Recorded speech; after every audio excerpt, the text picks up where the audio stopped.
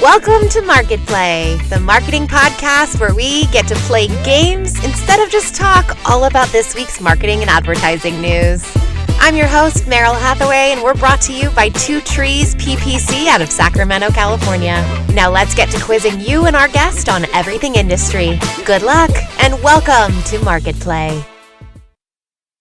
Hello, I'm Meryl Hathaway. Joining me is Mike Wisby, founding partner of Two Trees PPC out of Sacramento. We hope you've had a good week of wiping everything you own down, including every body part with Lysol. These are weird times, but if we all do our part, we might all get to hang out midway through the next presidency. Yay! So let's get started by introducing you to this week's guest. Playing with us today is Rachel Smith, owner of public relations firm Wordsmith Communications in Sacramento, with over 12 years of experience managing local, statewide, and national PR campaigns for some of the world's largest companies, such as Walgreens, Ford, and McDonald's. Welcome to the show, Rachel. Thank you so much for having me. Oh, we're so glad that you're here. So, to get us started, let's first play our game, Getting to Know You.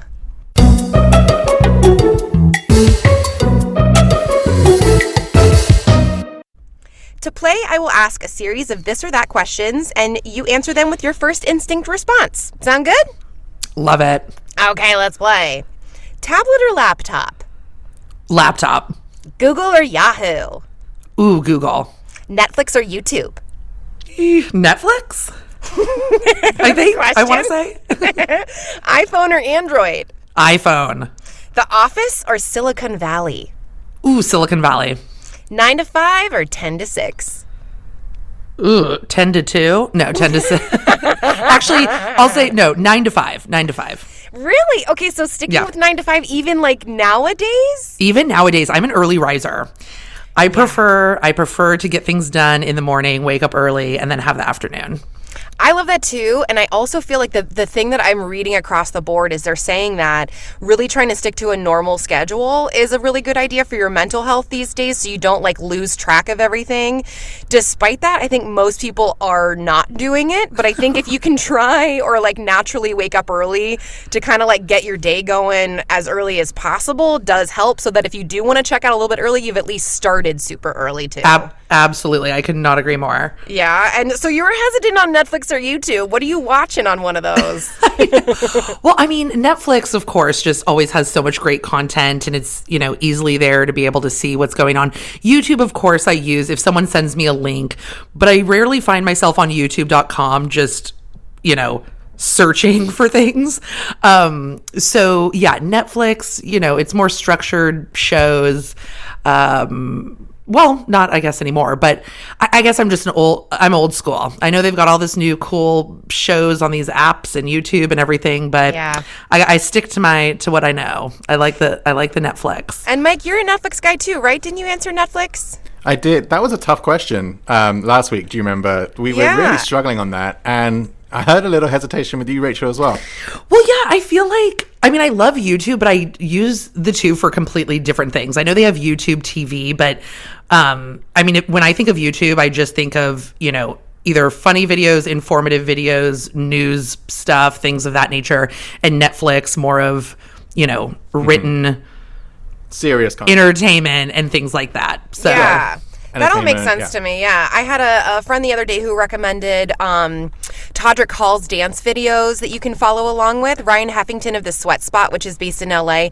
He's, he's very world famous as being a choreographer, and he does these dance classes. And there's another performer and choreographer, Todrick Hall, who's done a ton of work too and really fun things. And apparently all of his stuff is through YouTube, whereas Ryan does his stuff through Instagram stories and live and everything. And it's really interesting. You can get so much different content through all of these different things, but for some reason I think I gravitate to say Netflix with that question too, just because it does feel like easier somehow, like I know what to expect more or how to navigate it better. I don't know, but I agree with you. And it feels less overwhelming. Yeah. Even though I know there's a ton of stuff on Netflix, but there's only so many what you would like. But YouTube, I feel like, is just a black hole that you could be on for 5 days. You really can go from watching like people eat hot wings to like old Freddie Mercury videos within like 8 hours of time and be like, what happened? Are you in my mind right now? Because Yes. that's exactly what I do. The hot wing show,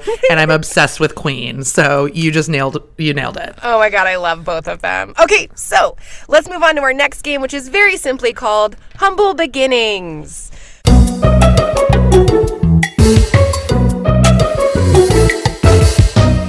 Simply enough, we talked to our guest, Rachel, about your first job ever. So what is your humble beginning?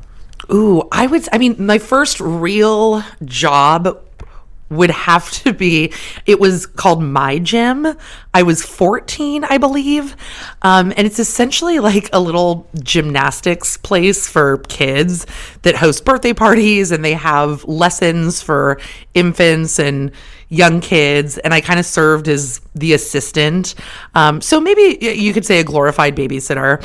But it was really fun. I always babysat growing up. I love kids. Yeah, me and too. It was a friend of the family's who I believe she was the owner or the manager or something, and it was out in Elk Grove. I'm not sure if they're still around, actually. They might be. But she needed some extra help just, when the kids are doing the classes, to help sing along and, watch the kids and cut the cake for the birthdays. And, it was a part-time job when I was in high school, but I enjoyed it.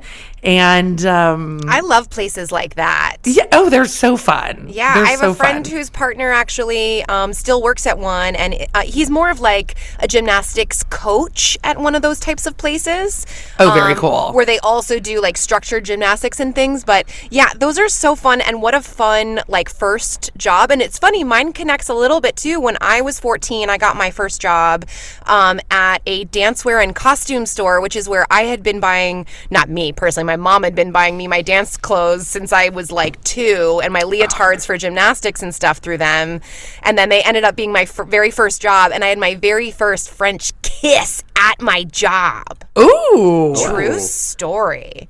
This very bad boy came into work, and he only worked for like 3 months because he was like, why am I working here? But it was long enough to put his tongue in my mouth. Wait, Wow. that actually, we may be the same person, because there was a guy, now the hot wings, the Freddie Mercury, now this, there was this really cute guy that worked there, but I don't remember ever like talking to him, but I would see him also at my actual gym, like 24-hour fitness that I worked out at.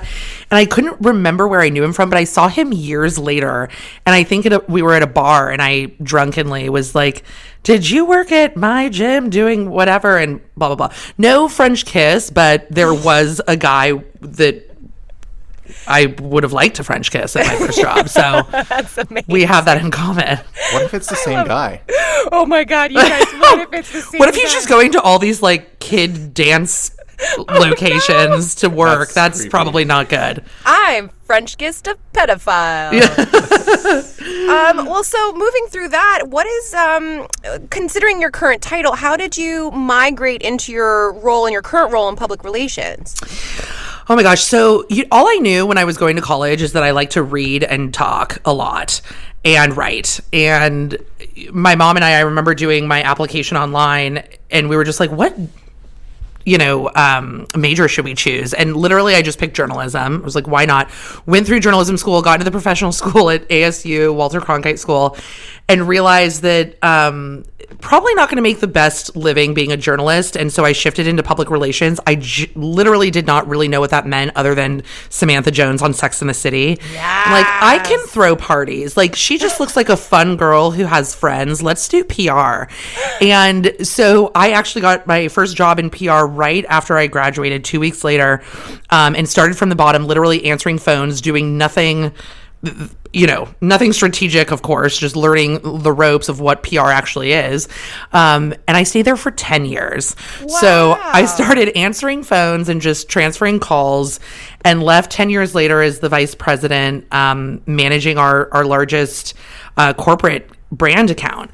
And after 10 years, I realized, there's not much more for me to do here. I feel like I've learned so much. I'd like to just see if I'm able to go and acquire business on my own and come up with PR campaigns and do the work on my own and just have a lot more autonomy. So in 2017, I said, I'm going to leave this steady, great paycheck health benefits job and I'm going to just start my own business. And we just celebrated 3 years. It's gone really well. I've gotten to work with some awesome clients, some old clients that I worked with before, some new ones here locally and statewide.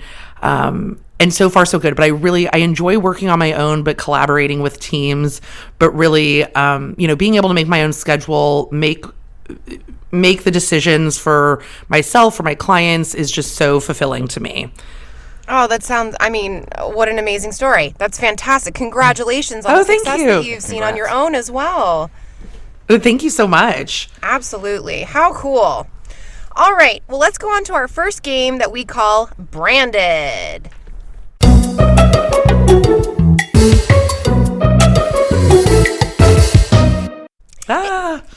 I'm scared already. You'll be fine. In this game, I'll give you 3 quotes from branding news stories this week, and you're going to guess what I'm talking about. And if you can also guess who I'm speaking from, the voice of. Okay? Here we go. First, and we're both playing? Mike and I? No, Mike is going to have commentary, but you were the only one playing, my friend. No, so I have no life vest. Okay. No, although I can't see you guys, so if you guys decide to cheat, that's all on you. No, I'm an honest gal. Okay, here we go. First quote. In a period when everyone has a little more time on their hands and puzzle popularity has skyrocketed, we wanted to help pass the time by connecting the two. What brand is this exec referring to? Ooh, I feel like I know this. Is it Heinz? Yes! You are correct. Heinz tomato ketchup. Yes, they made that huge red puzzle. Oh my gosh. With just all red puzzle pieces. And I just want everyone to know, I swear, even though I am connected to my laptop for this microphone, I did not look that up. No, this was in the news this week. This is a diabolical puzzle for the bored and homebound. David Shelbert, senior brand manager, shared that Heinz, known for their iconic slow-pouring ketchup, is that they're always looking to deliver fun, contextually relevant ways to give Heinz tomato ketchup lovers a smile. A ridiculously slow, all-red Heinz tomato ketchup puzzle felt like the perfect fit. There's 57 puzzles available total in honor of the 57 varieties of Heinz that is labeled on every bottle. To win one of these torture kit puzzles, all you have to do is comment on the Heinz Instagram post showing off the red box who you would finish the puzzle with. Oh my God. What did you say? Torture puzzle? That sounds about right. Yeah. That sounds awful, but also amazing. Yes, and I love that they describe their own puzzle as being like ridiculously difficult and crazy. Hey, super unique though. Yeah. Rachel, bonus question. Name all 57 varieties. You know what's funny about that? I was just going to say, I will be the first to admit, I had no idea that that's what 57 stood for. Me neither. No clue. In fact, never even gave it a second thought. That's a lot of varieties. I thought they just had ketchup and mustard and like a relish. Right? I wonder if the next thing, it's so smart that they're doing this, first of all. I think it's a genius move. Oh, absolutely. And also it would be really interesting if now they've gotten more interest in what these varieties are and they do more to put what those are out there, Oh, yeah. This is a prime example of not leading with your chin. I love brands who are like, we want to get in the news. We want to have people talking about us, but not necessarily directly about dipping your French fry in our ketchup. Right. We're now in the puzzle making business. I think it's absolutely genius. People are talking about the brand, but in not such of a, showy, look how great we are way. Couldn't agree more. Great job. So you got that one right. Yay! Awesome. Our second quote. Over the past 30 years, our fans have baked up colorful moments for birthdays, baby showers, graduations, weddings, and more. The possibilities our brand has are endless. This new cereal is a testament to our commitment of discovering innovative ways our brand's experience can continue to be a part of special moments, both big and small. What brand is being referred to? God, I genuinely have So a brand of cereal. Ugh. I want to say... are we saying like a Nabisco or a Cheerio, like a specific flavor of cereal? It's not even, so they're coming out, the cereal is new. It's a way to add. Are they like tiny little cinnamon rolls with sprinkles on them? No, is that fake? Is that not true? Okay, nope. I swear I saw a picture pop up on Facebook like at one point and I was like, oh, that looks good. I have to say I I don't know. Okay. So you want me to give you the answer? Yes, and I'm very excited. Here we go. The answer is Pillsbury's Funfetti brand. Oh, okay. I was kind of close, right? Yeah. So the story goes, Dan Engelmeyer, Chief Operating Officer at Hometown Food Company who owns Pillsbury, said that building upon the recent success of the iconic brand's launch into breakfast with a pancake mix and coffee creamer, they have confirmed rumors that a new cereal is joining the lineup this August. Sprinkled with bright colors and remaining true to the Funfetti cake test, the Bursting with Fun 17-ounce family-size cereal box will retail for $3.50 to $5.50, depending on the retail location. Because there's nothing better than starting the day with sugar cake cereal to get your brain going. Gosh, right. That is aggressive. Now I need to figure out what these mini cinnamon rolls with the sprinkles on it are. But yeah, that's a lot. I mean, I just like a standard Honey Nut Cheerio if I'm going to do a cereal. But anything else it's a lot. It's a lot. I was once a very, very, very big Fruity Pebbles eater. Ooh. And I don't know how much they benefited me, but I enjoyed them.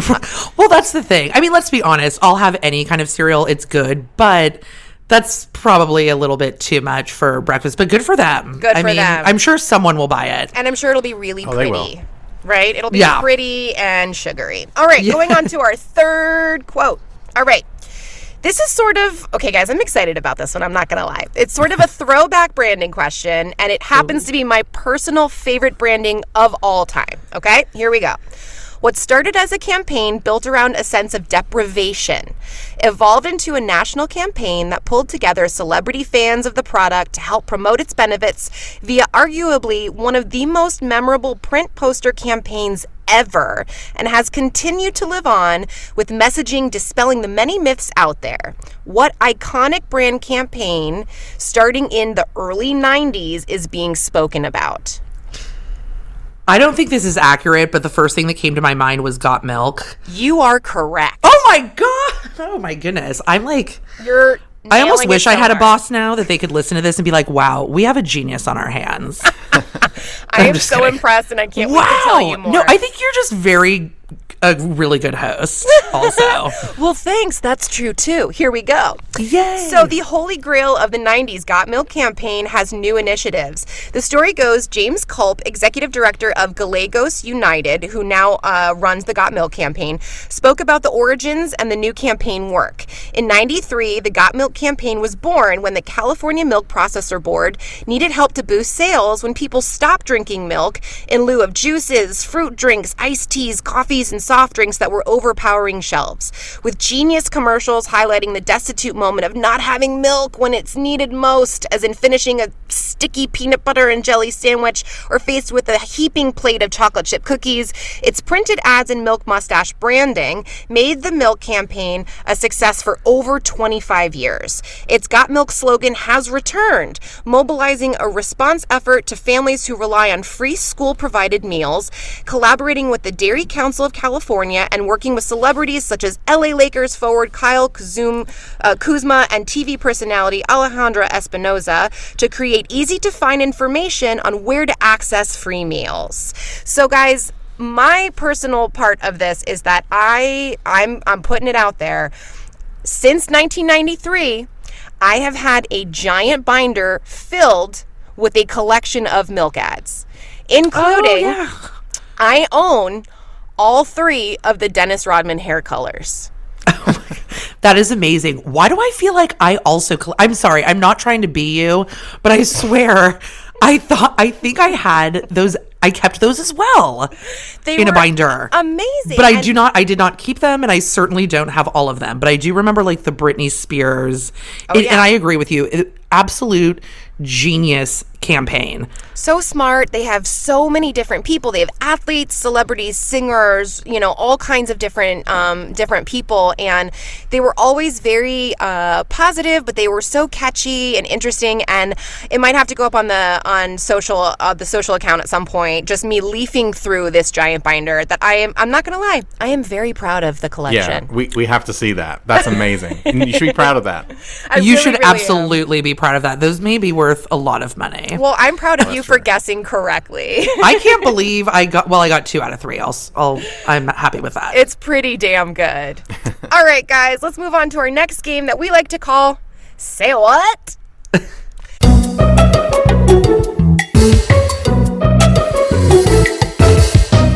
For this game, I'm going to tell you 3 random stories within a theme from this week's news. 1 is true and 2 are false. You have to identify the only accurate story in the bunch. And 'tis the season. This week, our stories all relate to the theme of Prom 2020. All right, you ready? Ready. Great, let's play. Pittsburgh, this is story number 1. Pittsburgh native Corey Parker has a crush on his very good friend Joanna Keith for a few years now, and going into their final year of high school, Corey had set a deadline for himself on asking her out, and Prom 2020 was it. As school went to Zoom, Corey and Joanna were Snapchatting throughout the day as they always did. Only little did Joanna know that he was planning on the promposal of a lifetime. After relentlessly bugging his uncle, who works at Capitol Records, he got through to Joanna's favorite singer, Katy Perry, through her Snapchat account. This week, the fireworks singer hopped onto a Snapchat video call with Corey and Joanna, helping him surprise her by telling her he had real feelings and wanted to make her prom special, despite the distance. Joanna freaked out in a good way and said she liked Corey too, but that she loved Katy.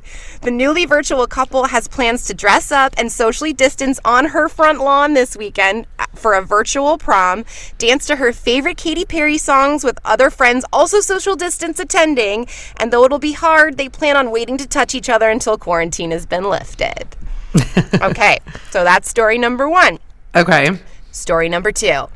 Chipotle Mexican Grill is one of several brands hosting social media events tied to the Teen Vogue Virtual Prom, which goes live at 8 p.m. Eastern Time on May 16th with an after party to follow. The burrito chain is working with Elf Cosmetics on the prom campaign with the release of a burrito-inspired cosmetics set that includes makeup colors to represent Chipotle ingredients and packaging. Oh my God. They will be selling the sets for a limited time and look to continuing collaborating on other events in the future.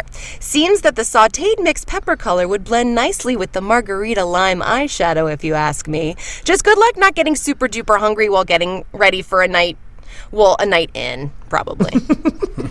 All right, that's story number 2. Okay. And story number 3.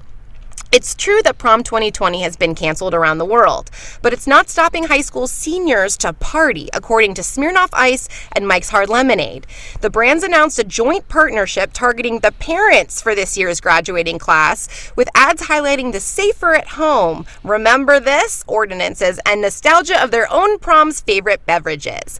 As otherwise competing companies, Smirnoff and Mike's have used social media to benefit with images of 2 bottles, one from each brand, engaging in romantic slow dances, upbeat dance-offs, and even pinning corsages on one another this week.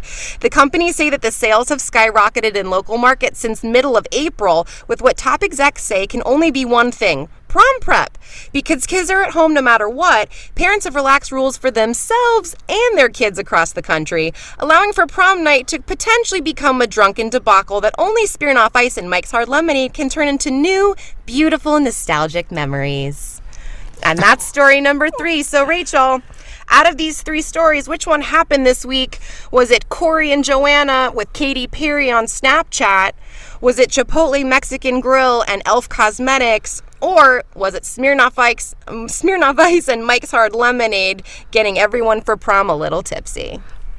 This is so hard because I'm so bad at multiple choice because I feel like all of them can be true or false. The one about prom, seems the most realistic probably to many people, but I know men and I've never heard of a guy being that cute and being that sweet. So I want to say that one's false.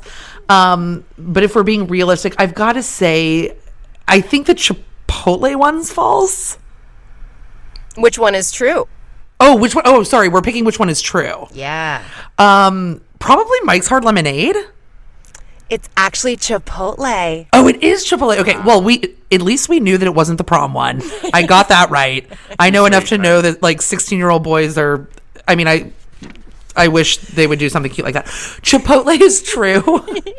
Yes, Chipotle and Elf Cosmetics have come out with Chipotle colored Eyeshadow palettes.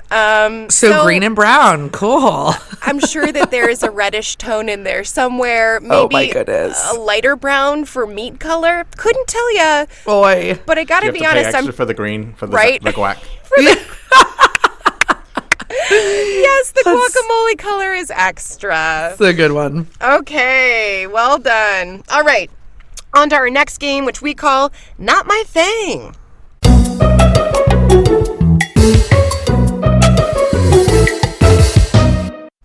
In this game, I'll ask you multiple choice questions pertaining to anything but marketing, advertising, or PR, because it's fun to see how much you know when it's not your thing. Mm-hmm. All right, Rachel, let's play.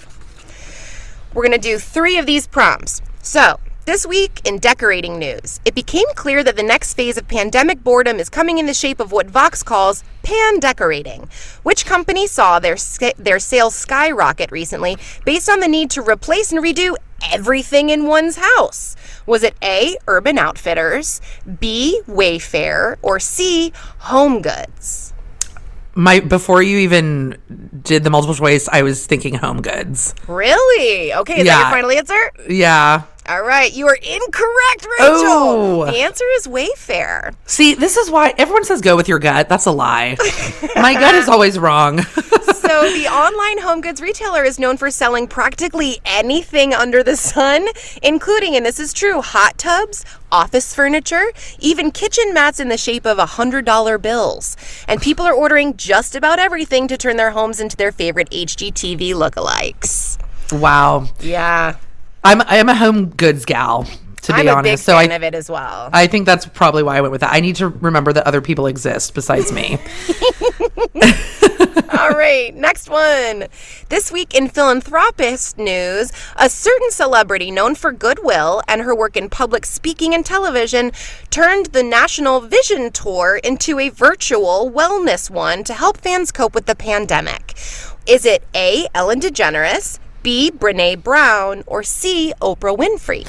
Oprah. You are correct. Oprah Winfrey. So instead of the starting price ticket of $650 to get you in the same giant stadium as her, Oprah's 2020 Vision Tour is now Oprah's Your Life in Focus, A Vision Forward, and totally free.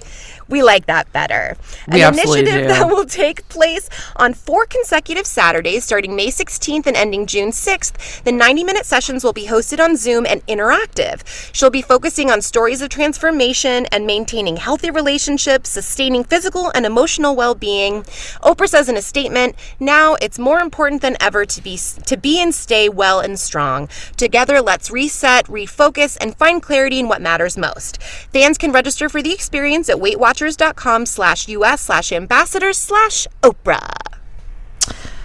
Love it. I had friends who went to see her in San Francisco. I think that's the only reason I knew about it. Oh my gosh, I wanted to buy tickets so badly because she has amazing people involved, and oh yeah, I read so many really interesting things about it, and then I went to get a ticket and was like, holy hell. I'll check it out on YouTube. What you doing, girl? Or Netflix. Couldn't believe it. So I'm thrilled, and I plan on attending. Okay, last one. This week in film news, a new documentary is making its way into people's living rooms this week about the history of an otherwise unremarkable item most households have. What is the title of an item this documentary is about? Is it A, Detangling, a history of hairbrushes? B, Keeping It Cool, refrigerators through time? Or C, Chair Times, a history of seating? Okay, I don't know if this is weird or good, but I would watch all of those. Right.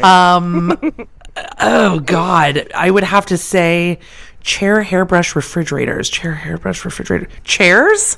Oh my gosh, you are correct. Oh, hey. Chairs. I find that very interesting. Have you ever gone, I mean, I'm a history buff, and truly, like, chairs used to fit, like, a foot. Dude, you might love this then. Okay. Oh, I'm actually, I mean, I told you I'd watch all of them, but yeah. It's amazing how you see, like, even, like, sports chairs or, you know, from the old Victorian times, like, they're so tiny and small, and I'm like, I could literally not even put my hand in that. Yeah, so you might love this because, as one museum curator points out in the film, it's unique in the history of architecture to be able to see so many styles and designs side by side.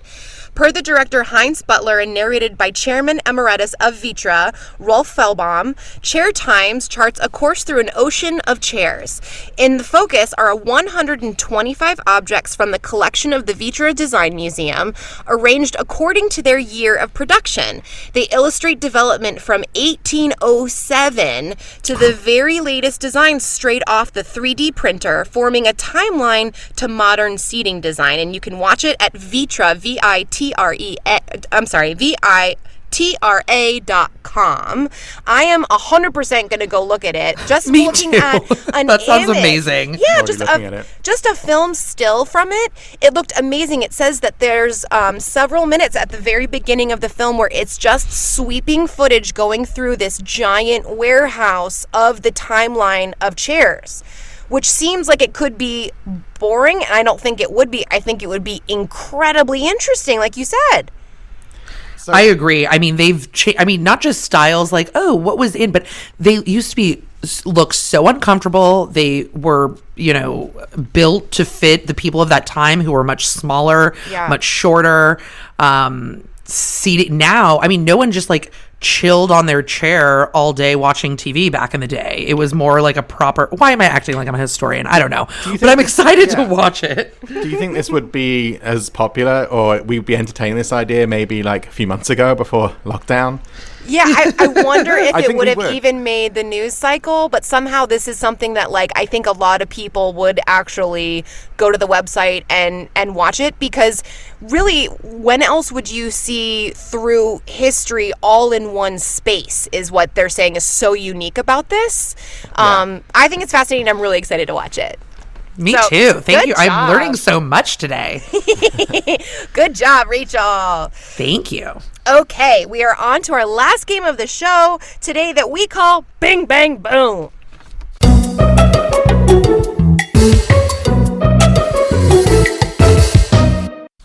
Oh. Okay, I'm going to ask you 10 fill-in-the-blank questions, all pertaining to this week's most notable marketing and advertising news, and we'll see how well you've been paying attention. Okay? Okay. All right, on your mark, get set, MarketPlay. Number 1, which brand kicked off an initiative, meetyournewdog.com, to help facilitate dog adoptions via Zoom meetings this week? Oh. Petco? No. Incorrect. You want to try one more? The other one. PetSmart? No, incorrect. The answer is Pedigree. The food. Oh, that's what I was trying to. Yes, I was trying to think of the food brand. Yeah. So I got it wrong. It's okay. So with the pandemic in full swing, there's been an increase in adoption and fostering for companionship at home, with shelters nearly emptied in some of the hardest hit regions, which is amazing.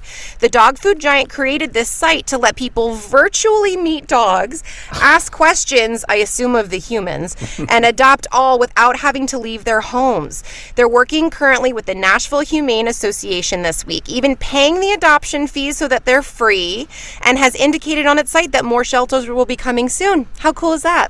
I love it. I also adopted a dog a month ago from Front Street Animal Shelter. Good yes. for you. It is a big, lots of folks are doing it. I live alone, so I knew I wanted a companion during this time, and I realized once I brought him home, he's never going back. So No. I Oh my love that they're gosh. doing that. Congratulations. It's so Thank you. exciting. All right, number 2.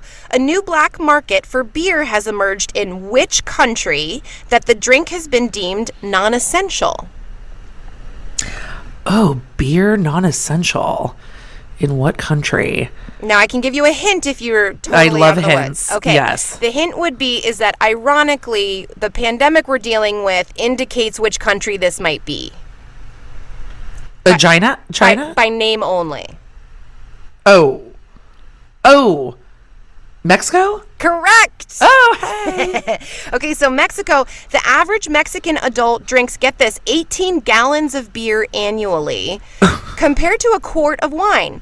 Excruciatingly long lines have piled up in front of local stores that apparently stretch all the way to freeways, as Mexicans are hoping to make it all worthwhile with that first sip of crisp, fresh brewed beer and are willing to wait all day for it. Wow. I think beer them. should be essential, honestly. Alcohol is the most essential, I think, if we've learned anything during these times. Hashtag truth. The people need it. Yep. All right, number 3. What mainstay, and this should, maybe you'll get this because I know that you've worked with them, what mainstay of at least 14,000 McDonald's restaurants around the country have decided to keep which aspect of meal services closed amidst many new safety guidelines as they reopen? Oh, I actually don't know this. What have they chosen to keep closed? Yes, so they're going to be opening up restaurants, but there's one thing in particular. I'll take 2 different answers because technically there's 2, but one that involves serving what someone would buy to eat or drink that they're having to keep closed. Like the ice cream machine? Well, that's not correct, but you can go for one more answer. Sodas? Correct. Yay! So the self-service soda machines, and also I would have taken the play place areas. Oh, So I was thinking the ice cream machine because, let's be honest, they're always broken. Always broken, but those are behind the counter. This is because considering the customer-operated beverage bars and playpens are extremely challenging already to ensure hygiene, the company says that both aspects of its service are difficult to clean and make more sense to close than to try to have employees monitor them and dealing all day with the constant hassle of disinfecting. Fair enough. Makes total sense. In Yeah. the UK, they don't actually have those beverage bars out to the public. I think they just don't trust people generally there. Nor should they. Oh, to like refill like 800 times? Yeah, and I'm not gonna lie. When I first came here and I saw those beverage bars out in the public, I was like, "Oh yeah, refill." And I love how you call them beverage bars. That sounds so upscale. It really, really does. For Yeah, what is I'm happening. totally going off Meryl's lead there because I don't know what I would call them before. Just fountain soda stations, really. That makes sense. People like to go crazy with those. I mean, when I do actually go into a fast food restaurant, I mean, you'll see, it is not necessarily kids, but people are doing like the mixture. They want every type of drink. And I mean, they just act like it's the most exciting thing, but you know, the small things in life. The amount of people who are licking ketchup off their finger and then pushing the button for more iced tea, I don't want to know. All right, moving on. Which major soft drink brand's leading marketing executive in North America announced their retirement this week? Oh, God. Oh, I know this. And I can give you the hint that Yeah. this executive was only in this position for the past 2 years amidst a lot of turmoil at the company. You know, I'm not going to guess it. It's Okay. It's back there, but I don't get it. Mike, do you want to take a guess? I think an Uber or something like that, but I might It's be a way off. major soft drink brand. Oh, I didn't even hear that. Okay. Well, I'm gonna shoot a guess and say Pepsi. Incorrect, actually. The answer Coca-Cola? is it was Jeff Cottrell at Coke. Oh, So there we go. Coca-Cola has been hit very hard by the pandemic, with restaurants and entertainment venues being shut down globally. The company reported that global volumes dropped 25% in April. But unlike PepsiCo, who has recently launched a campaign called Stronger Together to celebrate essential workers during the pandemic, highlighting frontline workers in some southeastern states by sharing their stories, and they've been doing quite well. Very interesting. Interesting. Right? Yeah. I think we are gonna start realizing here the companies that were with us during Absolutely. this pandemic. And that's something across the board. I think a lot of people have been talking about that consumers are noticing more than ever which companies seem to actually care and want to give back, and the other ones doing it just for saving face, and others that are not doing it at all.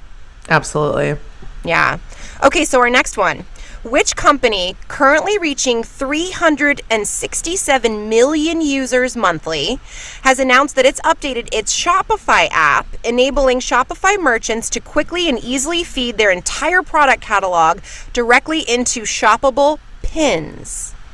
Oh, Am I supposed to be answering these, or do I let Mike? No, answer. No, it's all Okay, is it Pinterest? You are correct. Hey. Explained, the app now automatically creates a connection between the individual store and Pinterest, so the merchant doesn't need to edit code or add development resources, making it seamless for businesses of all sizes. Once installed, the app will allow a merchant to deploy a tag on their website, upload their product catalog, and quickly publish in-stock product pins. How cool is that? I love it. Pinterest is another one. You could spend literally 4 weeks just on Pinterest digging into any and everything. It's insane. And I'm just like pretending that it's my life, though. Like, when do I actually get to see it come to fruition? Oh, 100%. Yeah. They've been really smart the way they developed that, and you kind of immerse yourself in a fantasy world, but then the click to buy option was a game changer for them. So smart. Oh, yeah. So this just brought to the next level. Yeah. All right, number 6. In which country has a major movie theater chain replaced its human staff with robots and self-serve solutions? Think automated snack bars and unmanned ticketing systems, even having audiences scan their IDs to see movies with age restrictions. Which country? Oh, my God. I have no clue. Mike, Italy? I'm making this up. You said Italy? Okay, Mike, you want to take a guess? Well, it sounds to me like that would be Japan or Korea or something like that. Let's say Japan. Okay, you should have said South Korea. You were close. You were very so close. close. I love how I act like I was going to guess that too, which I absolutely wasn't. But you're right, futuristic. That would make more sense than Italy, who's obviously just gone through some crazy big problems. So so South Korea, the country's #1 exhibition player, CGV, turned its Yeouido branch into a completely contactless theater in April, though numbers are still very, very weak, with weekend box office is currently running at 5% of the 2019 levels, because, shocker, people are coming out real slowly. And also, you could just watch it at home. Exactly. And I think also being surrounded by robots is just, I don't think we're there yet emotionally. Yeah. I know I don't want to do it. What No. if they turn on you? It's Creepy, creepy, creepy. All right, next one. Which international coffee chain has officially banned, hooray, the use of foam cups? Finally, effectively eliminating approximately, get this, 1 billion foam cups from the waste stream annually. wow. That's amazing. I mean, it's got to be Starbucks, right? Whoa. No? Nope. They've never had foam cups, have they? I don't think so. No, but oh my gosh. Well, then you are clearly not a fan of Dunkin' Donuts. No. Oh no, I'm a Starbucks gal. Yeah, so Dunkin' Donuts is notorious for their foam cups. Two years ago, the company vowed to phase out the polystyrene foam cups in use for 20 years and transition to double-walled paper cups. The new paperboard cups aren't recyclable, but they are more environmentally friendly than the foam cups were, though Dunkin' plans to have recyclable cup lids available by the end of summer. And I gotta say, come on, Dunkin' Donuts. Right? They did so much to change the whole, cup. Why didn't they just go that extra Why step not or wait? go recyclable? That's insane. Just wait a few weeks if it's or months or whatever it's going to take to release them. If it's going to take, That sounded just so silly to me. And also to have another cup, but it's not recyclable. Well, then I don't know. What's the point? Yeah, that does not make any sense. Right? All right, number 8. Which liquor company hired out-of-work bartenders for a new video mixology series called House Pour? Ooh. I don't know any of these. These are amazing. Mike, do you know? No, I'm lost on this one. Didn't see this one? Question. Okay, I'll give you a hint. It's a vodka brand. Oh, well, we could just Smeared off. Keep going. Tito's, Svedka. Also an animal. Oh my God, I should know my vodka. A color and an animal vodka. Grey Goose. Yes. Oh, well done. Well done. So each video will be posted to YouTube and on the brand's social channels and will include a swipe up link to donate to funds supporting bartenders, including the U.S. Bartender Guild, Tales of the Cocktail Foundation, and Another Round, Another Rally. So not only are they giving back to the bartenders, they're showcasing them, giving them a little bit of something to be doing and some income stream right now while most of them are out of work. which is very cool. That's awesome. Cool. Yeah. See, this is why vodka is the best. Yeah. And now you're kind of partial to Grey Goose. So good job, guys. All right, Love number it. 9, we've got 2 more. Which company is in hot water with members of Congress this week after it was announced that it's in talks to merge with Grubhub for what some are calling, quote, a new low in pandemic profiteering? This was a big one this week that people are... I cannot believe I don't know. I mean, is it Postmates? Is it... So Grubhub and Postmates kind of do the same thing. It's something that if you... Oh, it's a different... okay. So Grubhub would be absorbed by this company that wants to use it to its benefit, to merge Uber? what they do. Correct. Okay. Oh, Correct. that's... How did I miss that?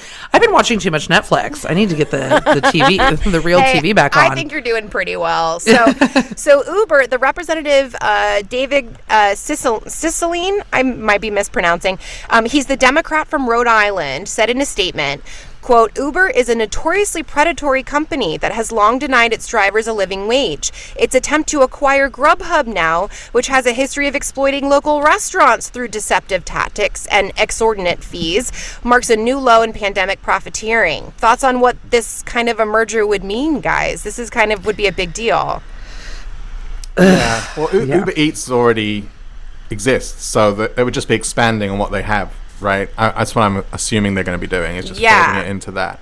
I've used Uber Eats earlier this week, and they have a thing now where you can donate to the actual restaurant. So as well as paying their fees and delivery fees, paying their their prices are a little higher as well to make a little bit of extra money.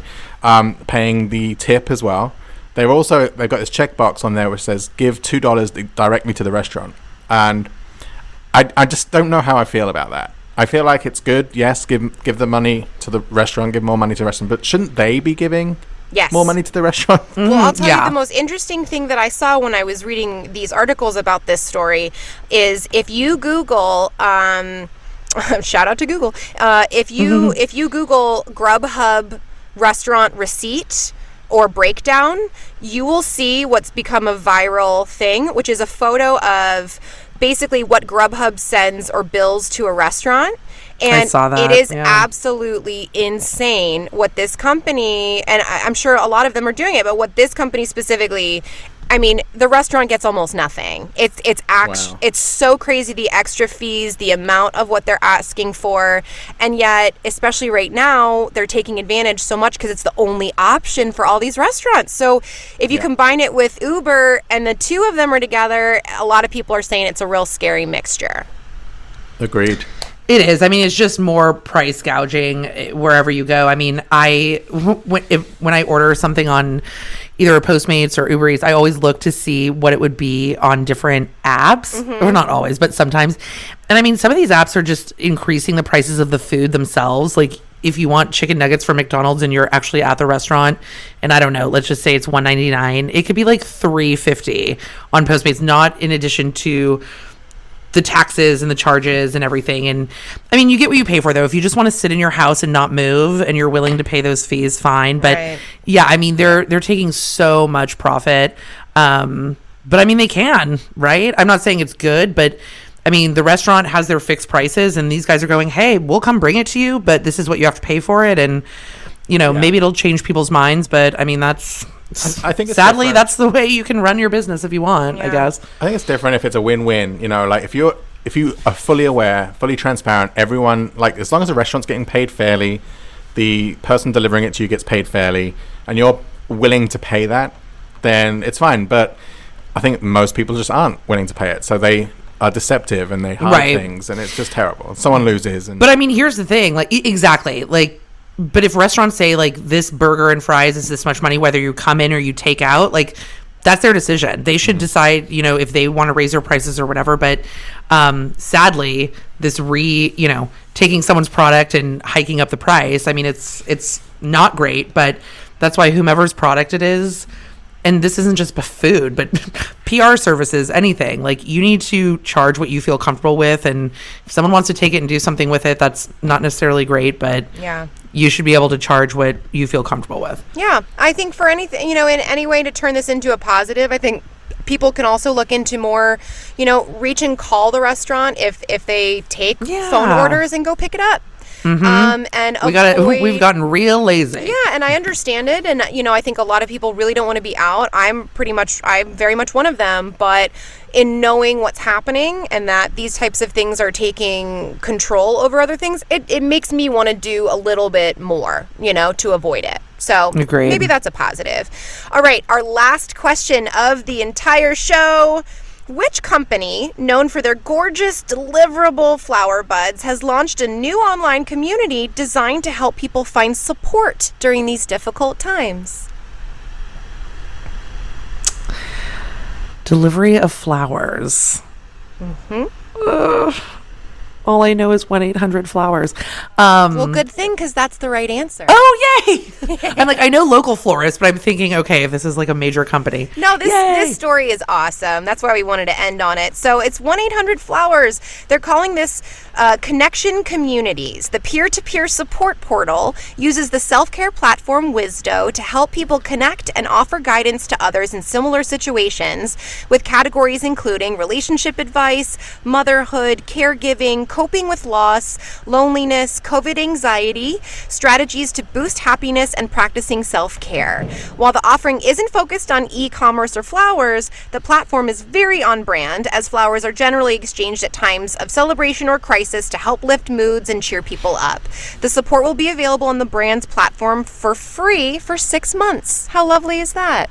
Oh, that's amazing. Nice. Good for them. Yeah, I think it's one of the really positive stories of a company coming together and putting out such really positive, supportive things that would make anyone want to choose them in the future for really good reason.